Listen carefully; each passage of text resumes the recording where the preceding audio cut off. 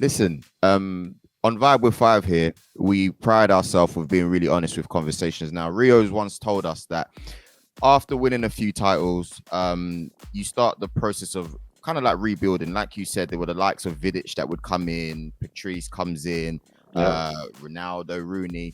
Did you ever look at some of those players? Because we know a lot of them had talent, but you thought, what's going on here? Like, because Rio said himself, when Vidic first came in, you said you weren't really sure, were you, Rio?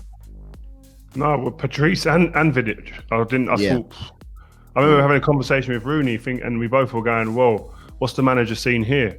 And then you fast forward it 3, 4, 5 months, and you go, "Okay, I get it, I understand." But we're quick to judge as players. We judge players after 10 minutes in a training session. Did you ever feel the same, Ruud, when you looked at them and you thought, "Oh, don't know what's going on here"? Yeah, of course, but in the end, Patrice and Nemanja were unbelievable signings, and you gotta get players to adapt. You know, as players, you don't have that patience. You know, you want to win trophies now. You gotta win a Premiership, you gotta win a FA Cup, you gotta win a Champions League, and it's a thing that you cannot delay these things because your career is short. You got to do it.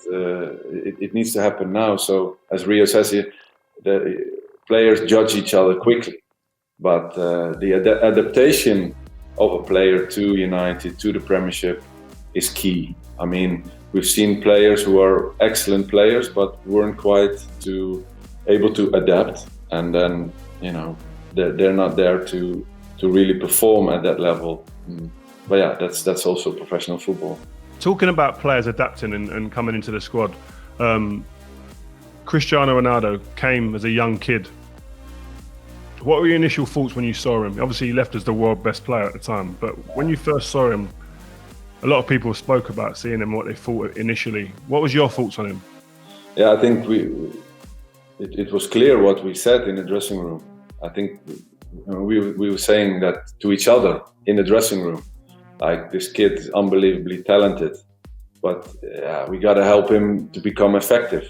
We've got to help him to become effective. And as a 17-year-old boy, he joined United, or 18, and we played against him in Sporting in pre-season. I remember actually the manager asking a few of our players, like, what do you think of that kid? And we need somebody who can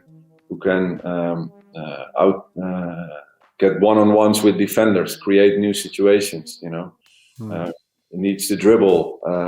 So we were all, I remember saying him, well, he's unbelievable talent. So in the end, when he joined, that was what I saw with him. But again, that adaptiveness, and of course, 17, you need 2-3 years to adapt, and then, wow, what happened then? He was unbelievable. And you talk about Bex, knowing what Bex was going to do so you could make runs, knowing what Giggsy was going to do so you could make runs. I remember a training session, you was saying, listen, I don't know what you're going to do, so I can't make runs. Talk me through that and actually telling him and being a type of leader and being very direct with him in that sense. What was your thought process behind all that? Yeah, of course. I think on the winger, if you have the 1v1 or in the midfield and you can pass players in, you want players around you to adapt to each other like that, and you try to communicate with Scholesy. I said always to Scholesy, if you open in a certain area on the pitch, I will be running over there, like that. So I did the same with Cristiano. I did the same, but also with other signings. Remember Jamba, remember David Bellion, remember Kleberson, everybody who was new. Forlan. Yeah, Diego, of course. But also with Yorkie and Coley, it's like connect with them and use each other's strengths.